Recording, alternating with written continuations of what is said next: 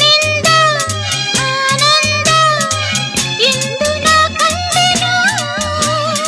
ಈ ನಿನ್ನ ಸ್ನೇಹವನ್ನು ಇನ್ನು ಎಂದೆಂದು ಬಿಡೆನು.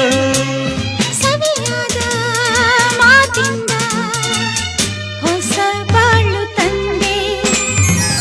ಬಯಸದ ಬಳಿ ಬಂದೆ, ಬಯಕೆಯ ಸಿರಿ ತಂದೆ, ನಿನ್ನ ಅಂದಕ್ಕೆ ಬೆರಗಾದೆ.